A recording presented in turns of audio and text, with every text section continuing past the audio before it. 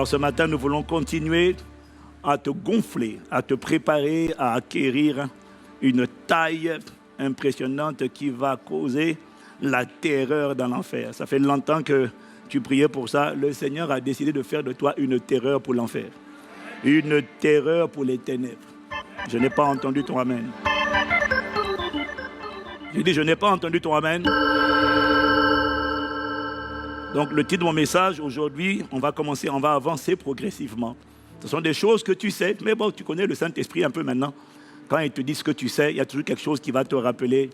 Et peut-être qu'il va te dire quelque chose que tu n'as pas bien vu, bien compris. Mais dans tous les cas, il va nous parler ce matin, parce qu'il a une parole pour nous.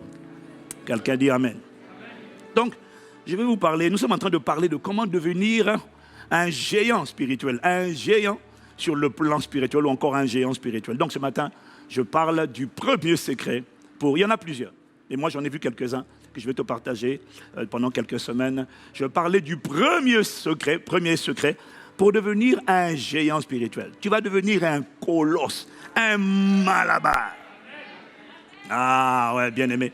Parce qu'on a vu que si tu veux atteindre la dimension où tu menaces les vents, les entités spirituelles qui agissent derrière les circonstances naturelles. Si tu vas atteindre la dimension où tu réprimes le vent, tu réprimes les esprits, le prince de la puissance de l'air, et quand tu le réprimes, il dit aïe, il reconnaît le son de ta voix. Je tiens à te dire que le diable va reconnaître le son de ta voix. Les autels familiaux qui tenaient ta famille en captivité vont reconnaître le son de ta voix. Quand tu parles, ils vont dire aïe, il y a quelqu'un qui est là. Ce n'est plus le petit Ivan, ce n'est plus la petite Peggy, ce n'est plus le petit Gilles qu'on a connu. Là maintenant, on discerne en quelqu'un de différent. Non. Il connaissait le récipient. C'était ton nom de famille, ton prénom. Ils vont découvrir le nouveau résident qui est dans la place. On l'appelle le Christ. On a dit que si tu veux atteindre la dimension où le vent, c'est ce qui est invisible. Ce sont les entités spirituelles. Quand tu les réprimes, tout de suite, ils reculent. Quand tu les chasses, ils dégagent. Si tu veux atteindre la dimension où les eaux, ça c'est ce qui est naturel. Ce sont les éléments naturels. Les figuiers, tu parles à un figuier, le figuier sèche. Tu parles à l'argent, l'argent afflue. Hey! Ça t'emballe pas ça? Tu parles à une maladie, tu menaces la fièvre. C'est pas un démon, juste la fièvre. La fièvre dit à vos hommes, chef. Tu dis à Corona, dégage. Corona dit, je vais chez les voisins. C'est la dimension où tu vas opérer en cette décennie.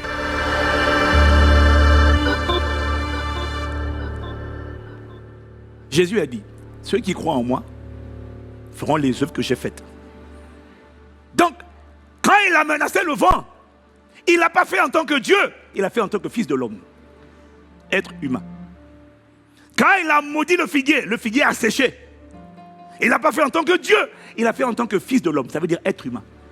Et avant de partir, il a dit, ceux qui croient en moi feront les mêmes œuvres que celles que j'ai faites, parce que je m'en vais au Père. Et quand je m'en vais au Père, je deviens l'intercesseur H24.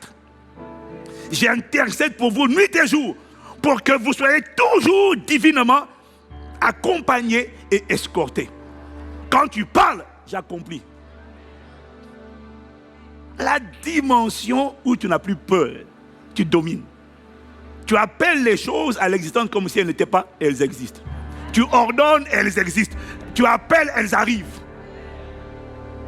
Qui croit que c'est possible? Mais l'esprit me disait, mais tu crois que l'hôtel royal là, votre hôtel royal, tu crois que ça s'est fait comment? Quand on a acheté, il y a en 2016, 6 millions d'euros, il nous restait 1 million d'euros pour tout faire. Et tout le monde a dit que c'était impossible. Alors je te parle, la famille Impact Centre Chrétien a mis plus de 20 millions d'euros dans le projet. Et ce n'est pas fini. C'est venu d'où? C'est venu comment? Il a dit parle. Et voilà ce qu'on a fait. On n'a pas fini. Sa grâce continue de travailler. Mais passer de 1 Ah ça, aujourd'hui, non. C'est pas naturel, non. C'est pas naturel. Non, non, non, non. Ça, c'est pas l'homme. Hein. Là, il n'y a aucun homme. Il n'y a aucun homme qui peut dire c'est moi. Non, non, non. Non, non, non. C'est poussé par l'esprit que des hommes ont parlé de la part de Dieu. Mais des hommes ont dit ce que Dieu a dit. Et quand ils ont dit ce que Dieu a dit, Dieu a escorté leurs paroles parce qu'ils n'ont fait que devenir les porte-paroles. Parce que quand Dieu n'a pas dit et que tu dis, il n'y a pas d'escorte. Mais quand Dieu a dit que tu répètes, il y a une escorte. Que cette escorte accompagne tes choix, tes décisions et tes résultats en cette année comme jamais auparavant. Au nom de Jésus. Et la qualité de ton Amen va déterminer la qualité de l'attachement de cette parole à ta vie. Quelqu'un me dit Amen. Donc si tu veux devenir une personne qui ne subit plus dans la décennie de la domination, tu ne peux pas rester un moustique. Tu dois devenir un colosse, un malabar. Une autorité dans le monde spirituel. Ne cherche pas les titres dans le monde naturel. Les titres ne font pas l'autorité. C'est pour ça que le plus grand titre de Jésus, c'était fils de Dieu, fils de l'homme. C'est pas la peine d'aller chercher apôtre, patriarche, bishop. Laisse ça. Ça ne révèle pas l'autorité. Ça révèle la position des hommes devant les hommes. Moi, je veux la position devant Dieu. Je veux l'autorité et l'escorte. Voilà pourquoi je laisse les gens faire la course au titre, changer les... Il a commencé pasteur, il a changé les panneaux maintenant, apôtre, patriarche. Non, moi je vais rester pasteur Ivan. Mais l'autorité va parler d'elle-même. Et Dieu lui-même va rendre témoignage sans bruit, sans bruit. Sans bruit. Sans bruit. Les démons n'ont pas dit, l'apôtre Paul, je connais. Ils ont dit Paul. Les démons ne connaissent pas ton titre. Ils ont dit Paul. On connaît. Ils diront, les autels de ta famille, les entités sataniques assises sur le territoire où Dieu t'a établi, vont te reconnaître. Le territoire des finances, de la politique, de l'économie, de l'éducation, le territoire géographique, là où tu as été établi, les entités reconnaîtront, dire, ah là-bas il y a quelqu'un. Et ils vont donner des instructions aux démons. Quand vous voyagez dans vos voyages astrales la nuit, évitez de traverser la zone de sa maison. Tu ne peux pas traverser la Maison Blanche ni l'Élysée avec un drone. Tu ne peux pas traverser ma maison dans un voyage astral en te baladant. Quand tu traverses ma maison, il y a des missiles qui tirent. Boum, chou. Et tu vois que boum, boum, boum. La meilleure sécurité pour vous, c'est contourner sa maison. On dira ça à propos de ta maison. On dira ça à propos de ta famille. Je n'aime pas ton petit amen, bien-aimé. Tu ne traverses pas le champ, le périmètre de ma maison. Au-dessus de ma maison, c'est une zone sécurisée. Il y a une colonne de feu. Quiconque franchit cette colonne, qu'il tombe et qu'il brûle. Que ce soit ton partage. Tu dois devenir un malabar. Un colosse. C'est ce que tu vas devenir. Parce que c'est ce que Dieu a ordonné pour toi dans cette décennie. Assez, c'est assez. Hier, quand tu disais, au nom de Jésus, on te fait manger. Au nom de Jésus, je ne veux pas. Ils te disent, mange. Là, tu n'aurais même pas à dire au nom de Jésus. Tu as juste te réveiller. Qui vient me donner à manger? J'ai espéré que tu dormais. Non, non, non. Non, non. Mon esprit ne sommeille ni ne dort. C'est mon corps qui dort. Mon esprit ne dort pas. Mon esprit monte la garde. Pakaroshakatamaya. Likabaya. Oh, oh. Qui vient me chercher la nuit? Aïe! Moi, je ne comprends pas. Pourquoi c'est vous que les démons tourmentent tout le temps? Alors qu'on ne paye pas le même prix. Tu dois te poser la question. Il y a forcément un secret que le gars là, il a. Comment il dort la nuit alors qu'il fait autant de dégâts? Les démons le connaissent. Ils le connaissent. Mais la nuit, il dort. Par la grâce de Dieu, il dort comme un enfant. Ah, moi, j'ai dit Saint-Esprit, là, moi, je prêche tout à l'heure, je dois dormir. Tu n'as pas le temps de... Je n'ai pas le temps de combattre des démons. Ah, non, non, non, non, non. Moi, je n'ai pas le temps. Seigneur, tu gères ça. Moi, je dors. Celui qui vient à moi avec des intentions hostiles, fire! Et il n'échappe pas. Il brûle, et il brûle, et il périt, jusqu'à extinction totale. Moi, je dors. Et tu dors.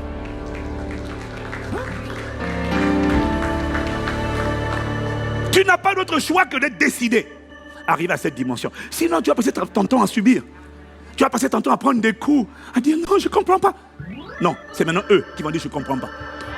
Toi, tu vas comprendre le secret et eux, ils ne comprendront plus. Mais qu'est-ce qui lui est arrivé? Je vais te dire ce qui va t'arriver. Ils vont dire, hein, il a changé. C'est le même corps physique. Mais il y a quelqu'un à l'intérieur. Qui hier était petit. Il est né petit. Mais il y a un esprit à l'intérieur là, qu'on appelle le Christ, qui a pris de l'amplitude à l'intérieur de lui. Oh, Mokaraba Shakatarama. Et quand ce Christ sera pleinement formé, on le verra. Quand le Christ sera formé, ton corps n'aura pas changé d'apparence, mais les démons vont reconnaître. Jésus était né d'Esprit Saint. Jusqu'à l'âge de 30 ans, rien ne s'est passé. Il était né d'esprit. Tu es né d'esprit déjà, c'est bon. Mais à partir de 30 ans, quelque chose s'est passé. Quand il a été loin d'Esprit Saint, rempli, conduit et revêtu. Les mêmes démons qui se baladent devant les mêmes synagogues. Quand Jésus arrive dans la synagogue, il ouvre le livre d'Ésaïe. Chers frères et sœurs, nous allons lire aujourd'hui Ésaïe 61. Nous ouvrons la parole du Seigneur. Verset 1. L'Esprit du Seigneur est sur moi, car il m'a oint. Pour annoncer la bonne nouvelle aux pauvres, pour guérir ceux qui ont le cœur brisé. Bon, là, j'ai pris la version Luc, mais c'est bien, mettez 61. Mais moi, je connais Luc 4, verset 18. Pour annoncer aux captifs la délivrance et aux aveugles de recommande de la vue, pour envoyer libres les opprimés, pour proclamer une année de grâce du Seigneur. Alors, il n'a pas parlé sur la partie de vengeance de notre Dieu. Il a arrêté là, puis il a dit, bon, aujourd'hui, cette parole de l'Écriture est écrite, est accomplie. Qu'est-ce qu'il veut dire par là? Qu'est-ce qu'il veut dire par là? C'est accompli. Et oui, c'est fini. Après, il sort de là, il va dans la synagogue. Et puis, il y a un démon qui dit, nous savons qui tu es. Et tu es venu pour nous tout monter avant le temps. Je sais qui tu es. Il dit, tais-toi, sors de cet homme. Et puis quand il a commencé, les gens disent, c'est le petit. Il est parti à Galilée, il est revenu à Nazareth, maintenant il y a des choses comme ça qui se produisent à travers lui. Et ils vont reconnaître que quelqu'un en toi a changé. En fait, c'est pas que tu as changé, c'est celui qui était en toi. Mais il devait grandir. Ils vont reconnaître qu'il a atteint une stature où maintenant on le verra. Ça fait trop longtemps que le Christ est en toi, mais qu'on ne le voit pas encore. Dans cette décennie, on le verra. J'ai dit dans cette décennie, on le verra. Si c'est pour toi, acclame le Seigneur.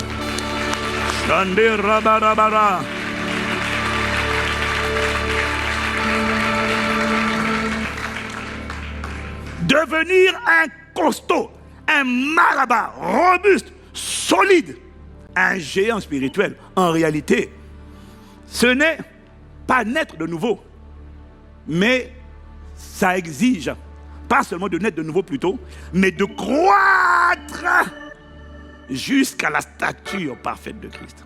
Le colosse, le malabar spirituel, c'est Christ, mais pleinement formé en toi. Éphésiens 4, verset 13, on lit avec la version d'abord seconde 21. Paul écrit, jusqu'à ce que nous parvenions à l'unité, nous parvenions tous à l'unité de la foi et de la connaissance du Fils de Dieu, jusqu'à ce que nous parvenions à la maturité de l'adulte, à la mesure de la stature parfaite de Christ. Il est en train de te dire qu'il a donné les uns comme apôtres, docteurs, pasteurs, prophètes, évangélistes, pour le perfectionnement des saints, en vue de oh, Seigneur, miséricorde. C'est quoi la suite là? J'ai oublié. L'édification du corps de Christ. Quelqu'un me dit Amen. Et il finit en disant, jusqu'à ce que nous parvenions tous à l'unité de la foi et de la connaissance du Fils de Dieu, à la maturité de l'adulte, à la mesure de la stature parfaite de Christ. La version parole de vie dit ceci. Alors, tous ensemble, et c'est pour ça qu'il a donné les ministères qu'on appelle pasteurs, apôtres, docteurs, prophètes, évangélistes. C'est pour tirer le corps de Christ. Pour arriver au final, à quel but? Il dit alors, tous ensemble, nous aurons peu à peu une foi, une même foi et une même connaissance du Fils de Dieu. Finalement, nous serons des chrétiens adultes et nous atteindrons la taille parfaite du Christ. Vouloir devenir un géant sur le plan spirituel, c'est simplement faire un travail de croissance progressive, de migration, de croissance continue, sans s'arrêter jusqu'à atteindre ce qu'on appelle la stature parfaite du Christ. Le colosse spirituel, c'est celui qui parvient à la stature, au niveau où le Christ est pleinement formé en lui. Et quand on le verra pleinement formé en lui, c'est fini. Ton cas est réglé. Quand tu parles, on t'obéit. Quelqu'un dit Amen. Donc pour devenir ce géant, il faut croître. Et il y a quelques particularités. Je vais te partager à propos de la stature. Dis avec moi la stature parfaite de Christ. Avant de développer le message, je dois t'expliquer.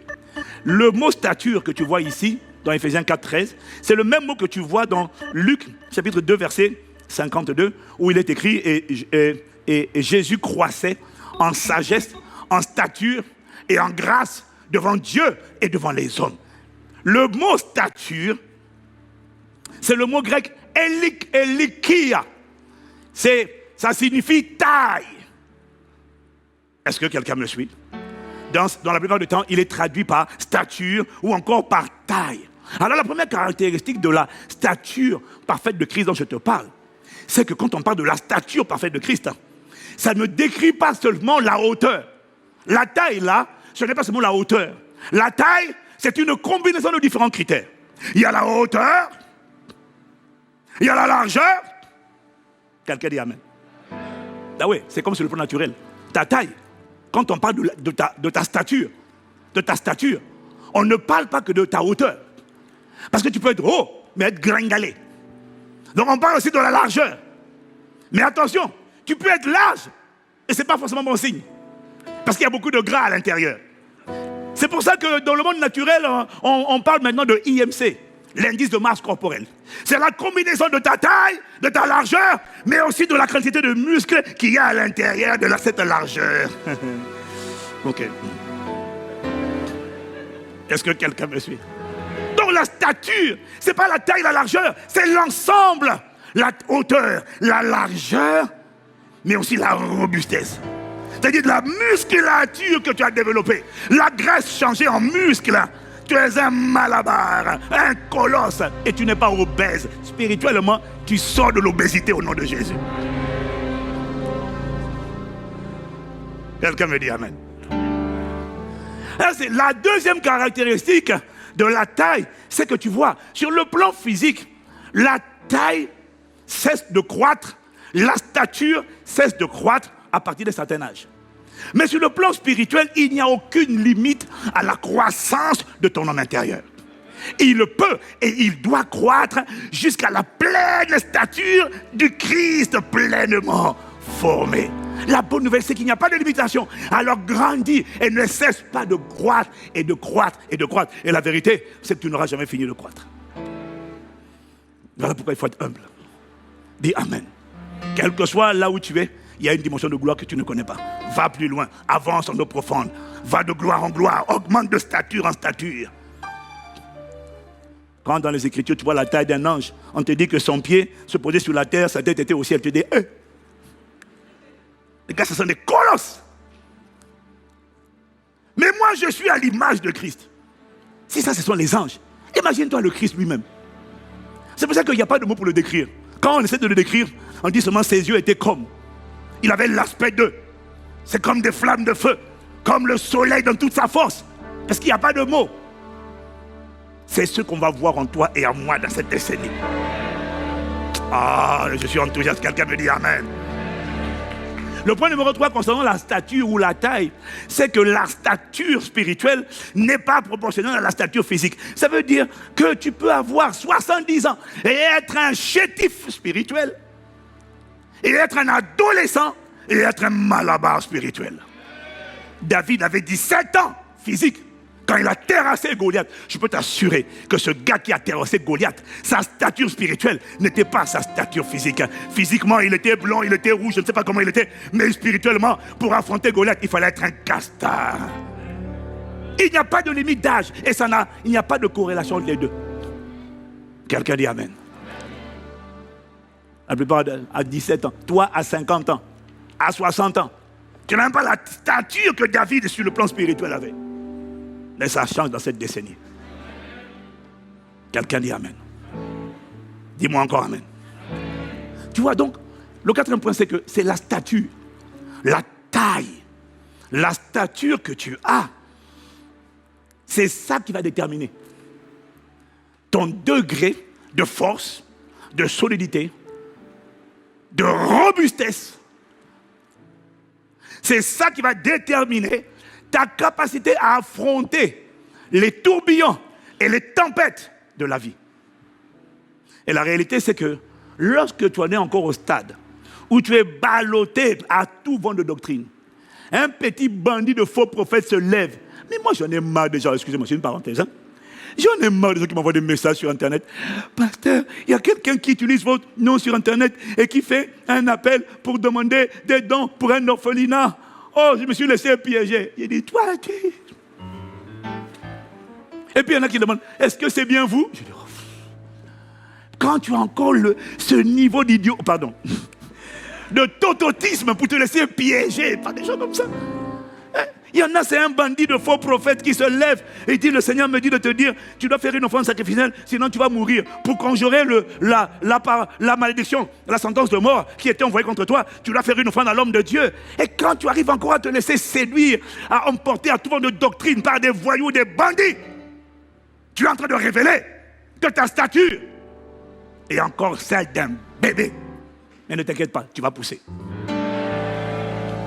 Quand les épreuves, les tourbillons, les épreuves, les vallées de l'homme de la mort arrivent à affecter ta foi, arrivent à démolir ta foi, arrivent à te faire perdre la joie du Seigneur, arrivent à t'empêcher de ne plus prier, de ne plus marcher avec Dieu.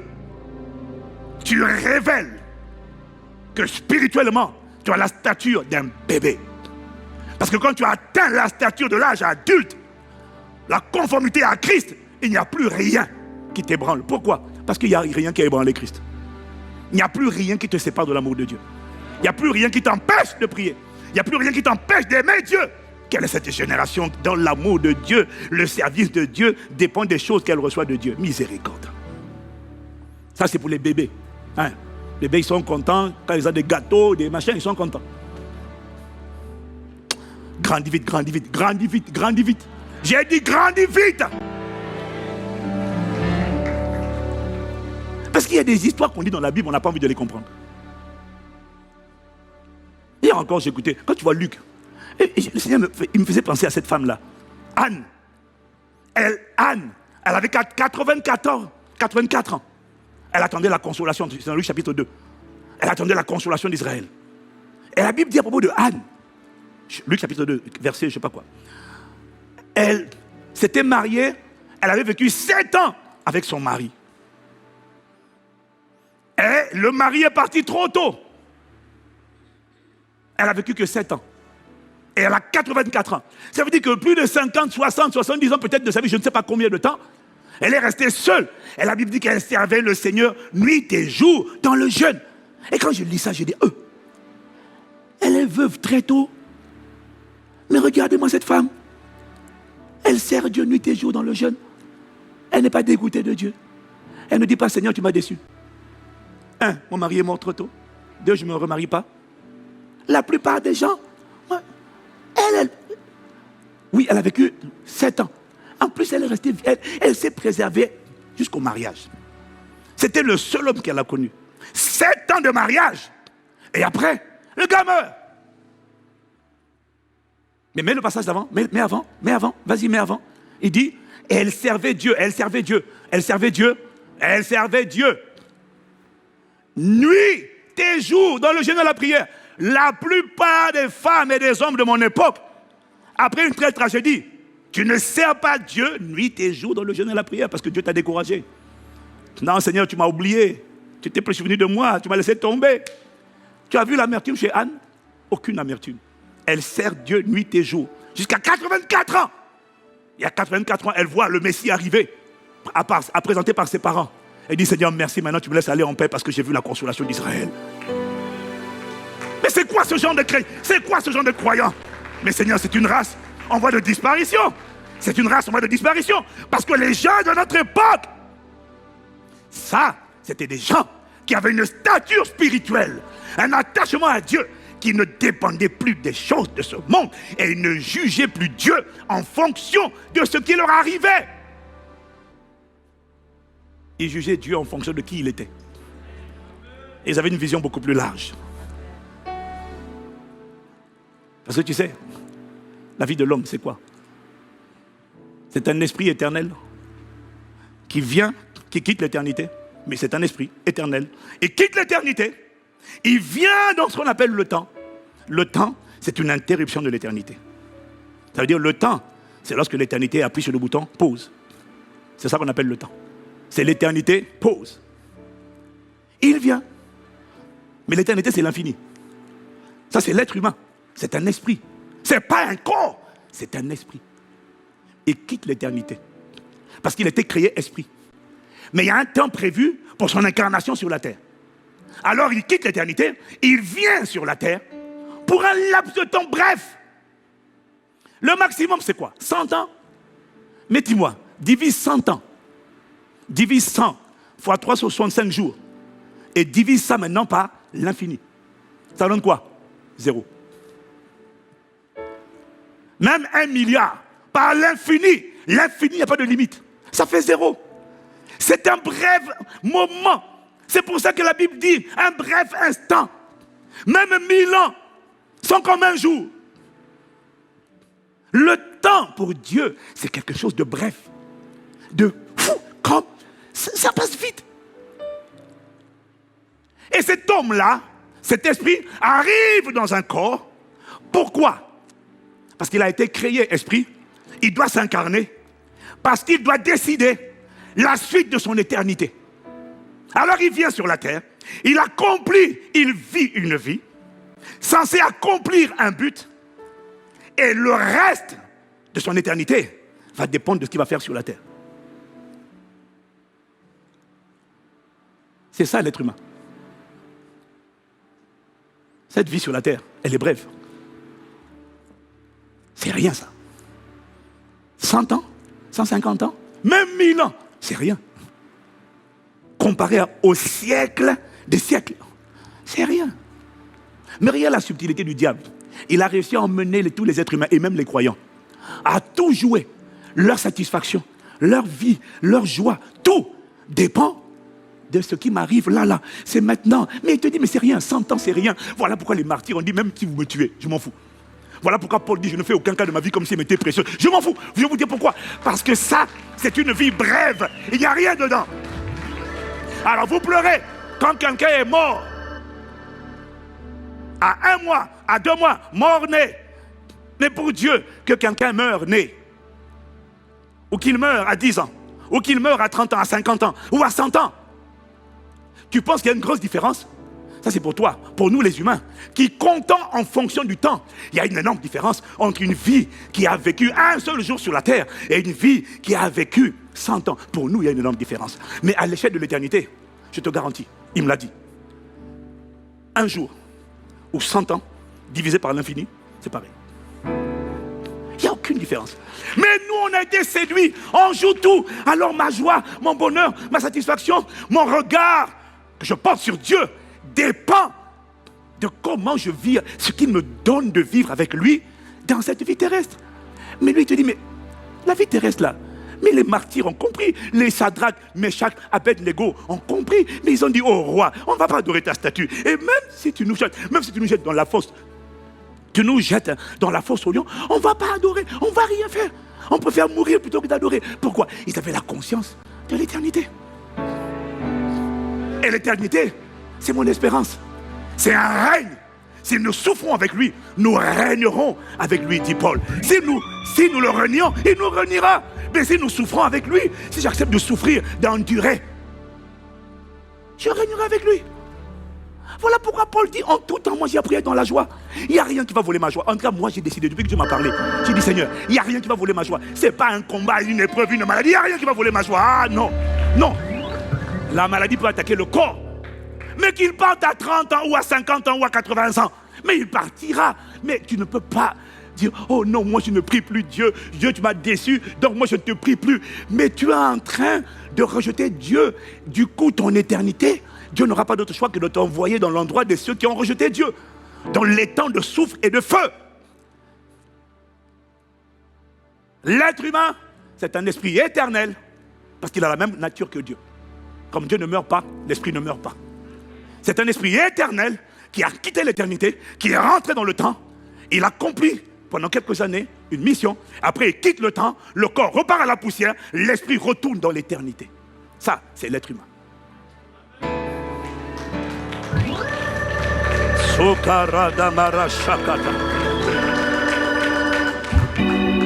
N'oublie jamais ça. Cette perspective-là. Quand tu n'as pas cette perspective, ah, j'ai pas d'enfants, j'ai pas réussi à avoir des enfants. Le monde, mais vraiment, elle servait nuit et jour.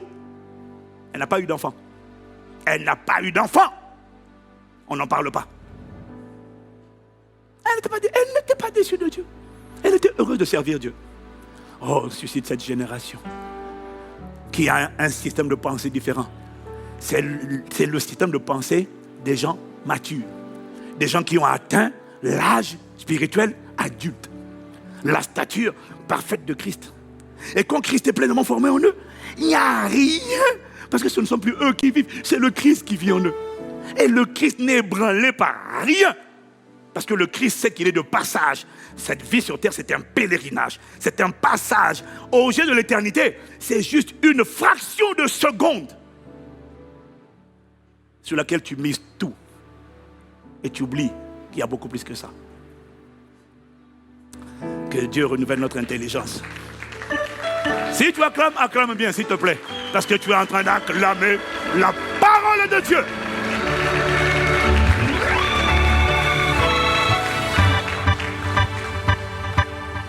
Quelqu'un me suit et dit Amen. Oh, yeah, yeah. Lorsque tu es ballotté par les épreuves, les choses de ce monde, dès que Dieu n'a pas fait, tu es ébranlé. Toi, tu es un bébé. Mais reste connecté à cette fréquence. Tu vas croître et tu vas devenir un malabar. Les démons qui se moquaient de toi quand tu pleurnichais hier comme Anne devant Pénina, ils seront scandalisés de voir que tu ne pleures plus. Tu rends grâce en tout temps. Tu gardes la joie du Seigneur. Ils vont dire on ne comprend pas. Et Dieu va te visiter. T'inquiète pas, tu ne seras pas oublié. Dieu va te consoler. Dis Amen. Mais tu dois atteindre la dimension où quel que soit ce qui arrive, je ne maudirai pas Dieu. Béni soit le nom du Seigneur. Béni soit ton nom. Béni soit le nom du Seigneur. Béni soit ton glorie. Béni, béni. Que tu bénisses ou ne bénisses pas, béni soit. Que je vois ou que je ne vois pas, béni soit ton nom. Que je guérisse ou je ne guérisse pas, béni soit. Glorieux nom, béni soit. Que j'enfante ou je n'enfante pas, béni soit ton nom. Voilà ce que je redirai en moi-même. À cause de ce que tu es mon sauveur, tu m'as donné la vie éternelle. Christ en moi, une espérance de gloire. Béni, béni soit ton nom du Seigneur. Béni soit le nom. Ça c'est pour les matures. Ça c'est pour les adultes. Alléluia. Que Dieu t'emmène à la stature des adultes. Oh dit Amen. À partir d'aujourd'hui, tu arrêtes de te plaindre, tu arrêtes de pleurnicher. Hein? Tu arrêtes ça. Tu arrêtes de dire, ah non, en fait, le frère, c'est la faiblesse. On s'est vu ici, nous nous vîmes, il m'a vu. Arrête ça! Elle a la conscience de l'éternité. Arrête ça! Ah, mais pasteur Ivan, dans votre époque, on dirait que c'était plus facile. Hein? Ah bon? Sodome et Gomorrhe, c'était plus facile? Tu crois que le monde a changé? Ecclésiaste a dit qu'il n'y a rien de nouveau sur le soleil. Ce qui a changé, c'est l'emballage. La même impudicité, les mêmes prostituées, la même pornographie, toutes les formes d'immoralité sexuelle existaient déjà. Il n'y a rien de nouveau. À l'époque, il y a des gens qui se préservaient comme des Joseph. Aujourd'hui, il y a des gens qui se préservent également. Alors arrête de nous embrouiller. C'est parce que tu ne crucifies pas ta chair. Et tu ne te bats pas contre cet esprit d'impudicité. Soupire après Christ. Désire Christ. Plus tu le désires, écoute le temps de prière de vendredi avant-hier. Plus tu le désires, plus il monte. Christ ne prend pas de place en toi parce que tu pries. Il prend de la place en toi parce que tu le désires. Plus tu le désires, et plus on te gonfle à l'intérieur, plus il gonfle. À un moment donné, les démons qui étaient dans ta vie, tu sais, pas compliqué. Tu sais, c'est pas compliqué. La nature a horreur de vite. Ok? Plus le Christ va enfler, croître. Plus les coins où les démons s'étaient logés, ben il va les occuper aussi. Il va les occuper. Et puis à un moment donné, les démons vont dire, il n'y a plus de place, il n'y a plus de place. À un moment donné, ben, il n'y a plus de place, il doit sortir. C'est ce qui m'est arrivé avec l'esprit d'impudicité. C'est ce qui va t'arriver. Est-ce qu'il y a ICC chez vous, il y a quelqu'un qui a un meilleur amen que ça?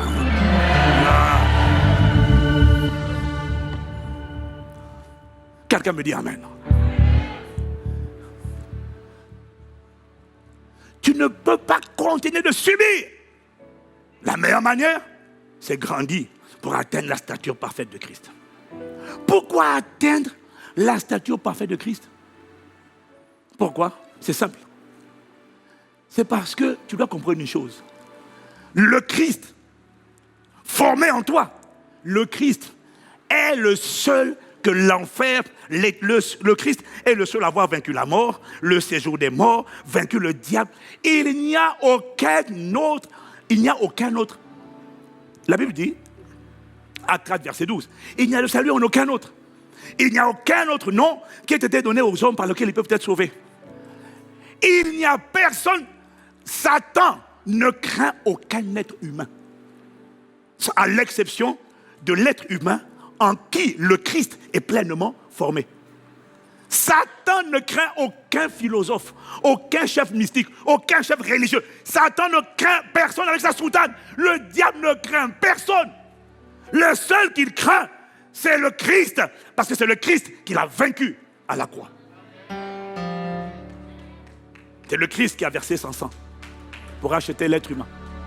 Il n'y a que le Christ. Satan ne craint personne. Donc, la spiritualité, je fais de la méditation transcendantale, je fais du yoga, je fais ci. Satan va te bouffer comme un beefsteak. Tu ne peux rien devant un démon. Aucun homme n'a le pouvoir de réprimer un esprit méchant. Uniquement celui qui a le Christ en lui.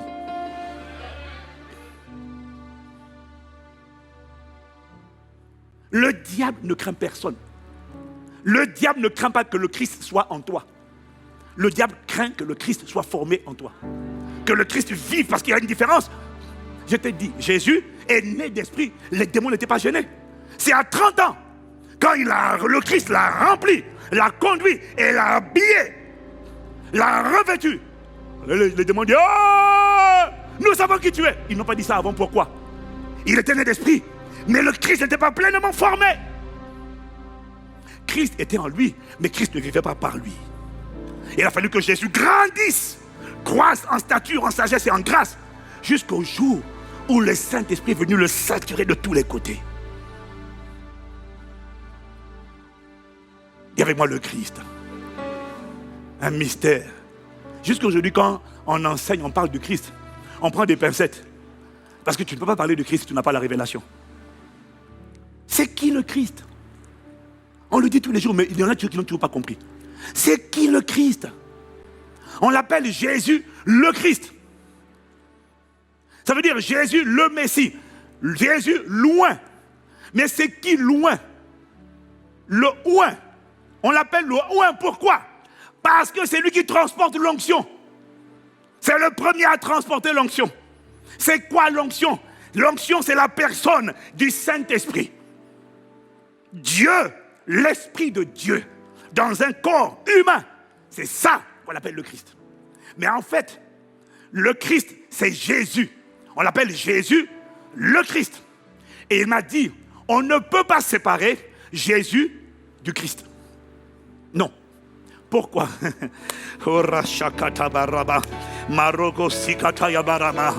Là, comme c'est comme ça, tu dois acclamer pour laisser sortir l'onction.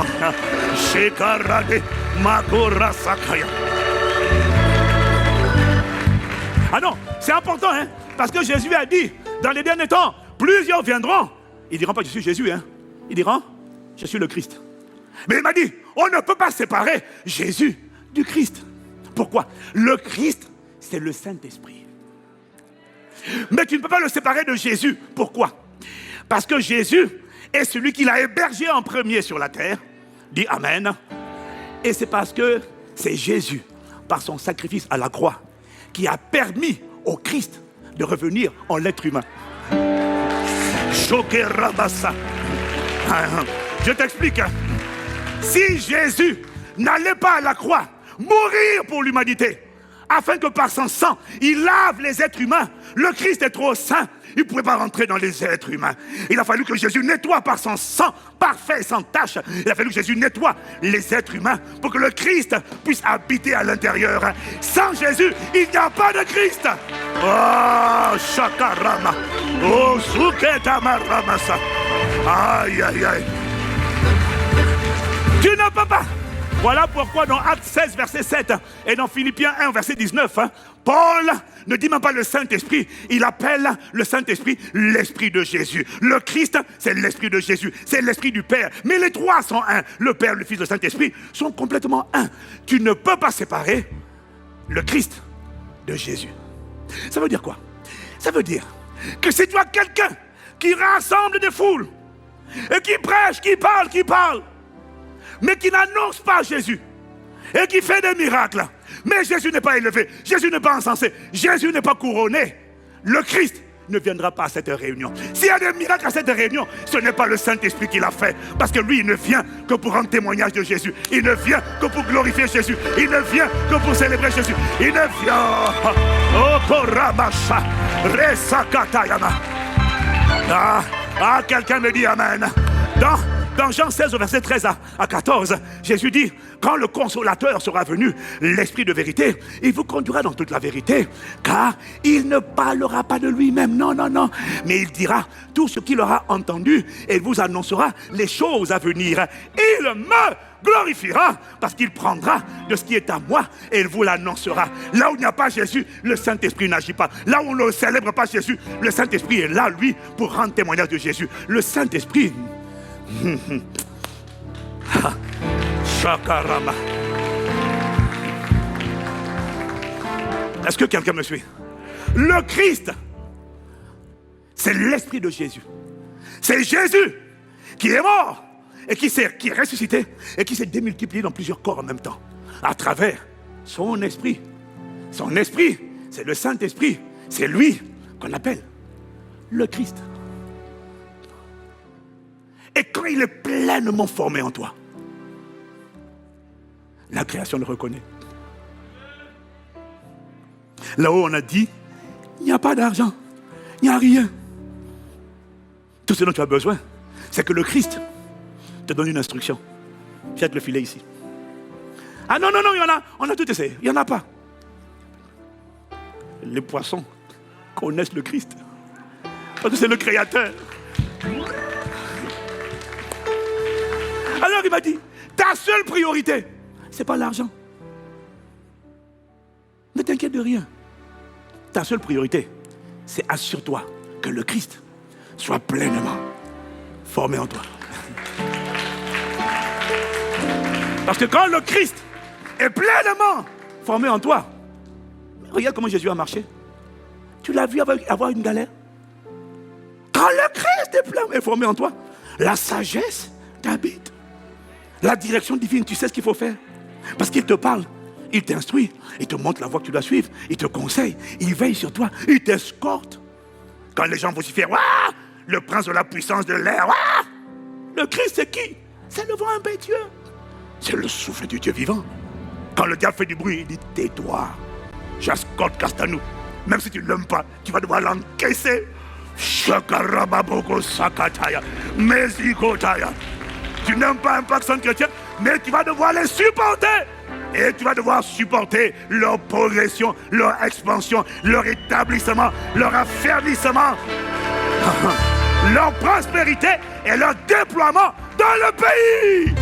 Oh, la qualité de ton Amen détermine la qualité de ta réception. Ah! C'est le Christ. C'est la clé. Il ne faut pas seulement que Jésus soit en toi. Il faut qu'on le voie. Il faut que tu atteignes la stature de la maturité. Que tu essaies de mourir. Parce que l'opposant de Christ, ce n'est pas le diable. Dans ta vie, ce n'est pas la chair. C'est ton âme. C'est ta volonté. Ton moi. Ah non, mais moi j'ai mes principes. Ah non, mais moi j'ai mes propres projets pour mon futur. Hein. Ah non, mais moi j'ai ma carrière. Ah non, mais moi j'ai mes projets. Ah non, moi j'ai mes trucs. Hein. L'opposant de Christ, ce n'est pas ta chair. C'est pour ça que Paul dit, ce n'est plus moi qui vis. Il faut que moi meure pour que Christ vive. Ce que je fais, ce n'est pas ce que je voulais faire quand j'étais petit. Mais il a fallu que j'accepte que les dons et les appels de Dieu sont irrévocables. Il a fallu que j'entende, je reçoive le fardeau et que j'aille dans la direction qu'il avait prévue pour moi. Ainsi le Christ s'exprime à travers moi. Le Christ ne vit pas en toi parce que tu pries. Non, le Christ vit en toi parce que toi tu meurs.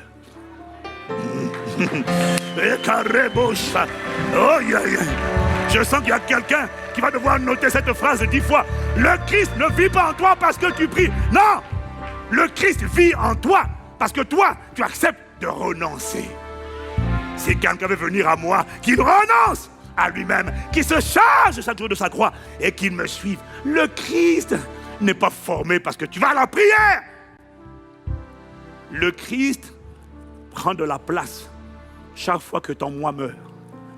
Normalement, Seigneur, à cette situation, j'aurais réagi par la colère, les lamentations, les plaintes, les murmures, les ras-le-bol. Il y avait la lamentation de Jérémie et puis la lamentation de Sophie. Il y en a qui ont créé un nouveau livre dans la Bible, lamentation personnelle. Ça, c'était moi. Oui, ça, c'était toi. À quel moment le Christ vit? C'est là ce que tu dis, mais toutefois, sur ta parole, je rendrai grâce. Je ne comprends pas pourquoi, mais je rendrai grâce. Quand tu as fait ça, ton moi vient de mourir et le Christ vient de grandir. Oh, Karamashakata, Rose, Malie, Maïnira, Laramosa, Sedira. Si c'est que moi, dans ma culture, dans ma tradition, j'ai grandi en tant que bon francophone dans la mentalité de pixoucicité et de pingricité. Donc moi je ne donne pas. Et si je dois donner la dîme, c'est déjà un accident, mais c'est déjà énorme. Mais après la dîme, ne me demandez plus rien. Ah ben justement ça tombe bien parce qu'on a une offrande spéciale qu'on appelle l'offrande pour l'hôtel royal. Tu connais? Ah non, c'est trop. Mais lorsque par amour pour Dieu, tu décides de lui bâtir une maison et tu décides de lui apporter un sacrifice, quelque chose qui te coûte, tu sors donc de la vaine manière de vivre, héritée de tes pères. Tu renonces à ta culture, à ta manière de penser. Donc tu as hérité de tes pères, à ta manière traditionnelle de penser. Et tu dis sur ta parole, moi je marcherai. Tu as dit, tu donnes de la semence au semeur. Alors moi je vais semer. Donne-moi de la semence pour semer. Quand tu vas pratiquer ce que Dieu dit, alors que tu ne pratiquais pas par habitude, ce n'était pas ton éducation, mais tu choisis l'éducation de la parole de Dieu. Tu es en train de faire mourir toi et de faire grandir Christ. Marési, j'aime cette parole. Elle est simple, hein? Mais moi je l'aime. Oh, Chakarom.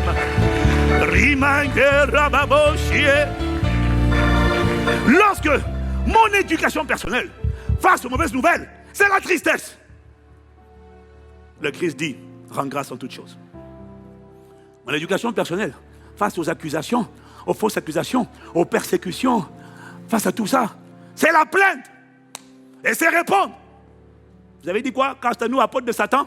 Toi-même, apôtre de Satan. Ah, c'est mon éducation. Tu me cherches, tu vas me trouver. Hein. Tu vas voir de quel bois je me chauffe. Ça, c'est toi. C'est pas là. Ça, c'est ton éducation. N'accuse pas ta chair. C'est ton moi. C'est ton âme qui est comme ça. Ton âme est paramétrée comme ça. Ton âme est remplie de pensées, de sentiments, d'émotions et aussi d'habitudes. Toutes tes habitudes comportementales sont dans ton âme. Tout ce que tu fais par habitude. Ah non, mais moi, tu me cherches, tu me trouves. C'est ton âme.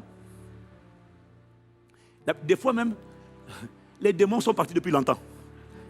Mais le système de pensée là, c'est-à-dire il y a les démons, et puis alors il y a leur brique. Il y a les démons, et puis il y a leur prison. Il y a les démons, et puis il y a ce qu'ils construisent comme forteresse. Parfois le démon est parti depuis longtemps, hein, mais la forteresse est là. Hein. Tu chasses, il n'y a aucun démon. Il faut arrêter de chasser, il n'y a pas de démon. Non, je te dis, hein, on a vu des mariages bloqués. Oh, moi j'ai vu des sœurs.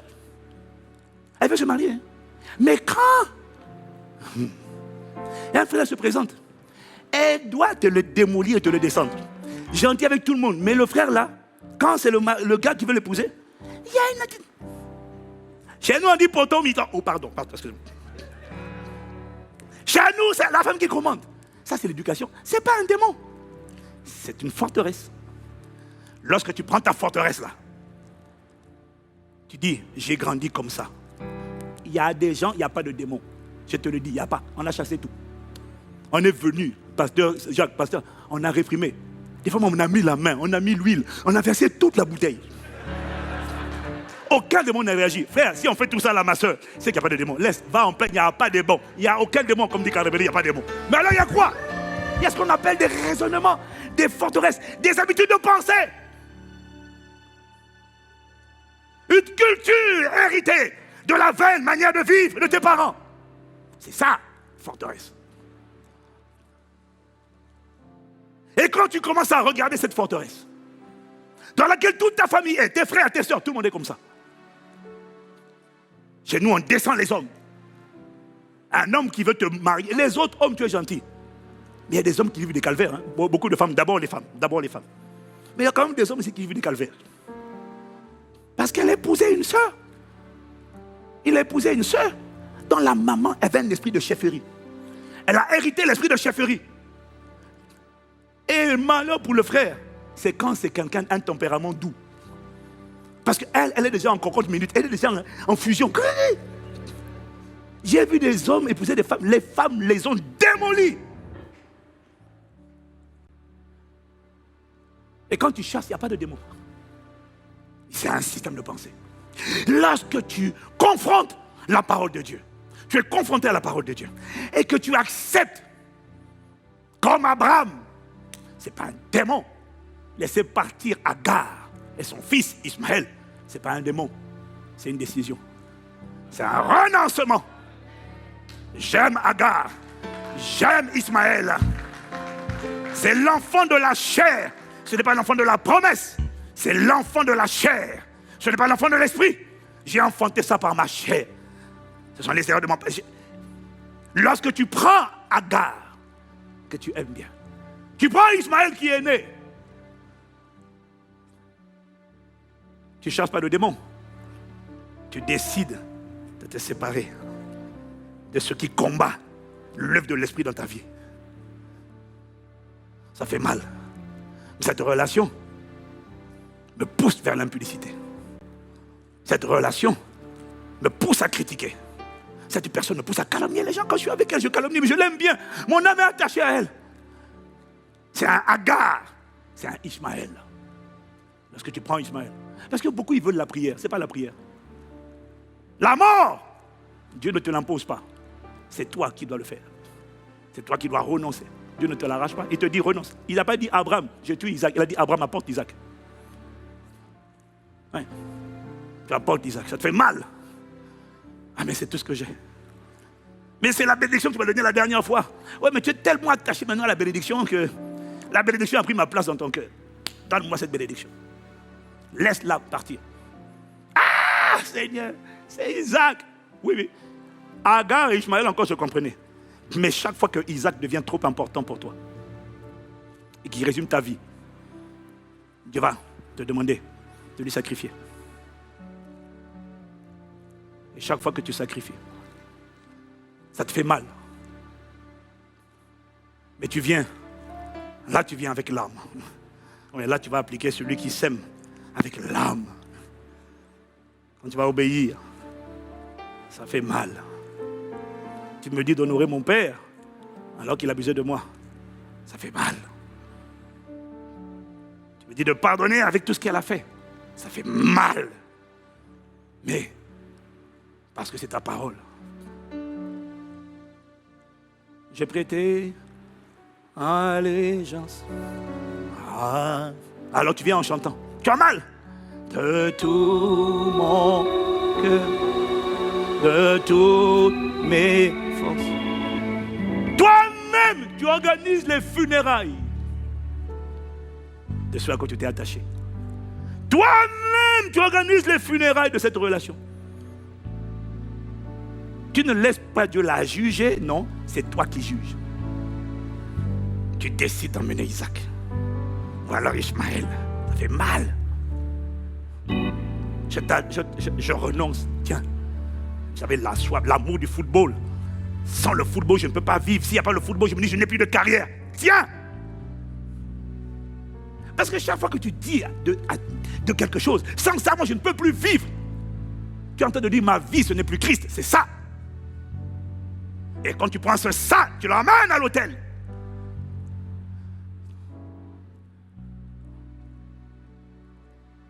Alors, qu'est-ce qui est en train de se passer?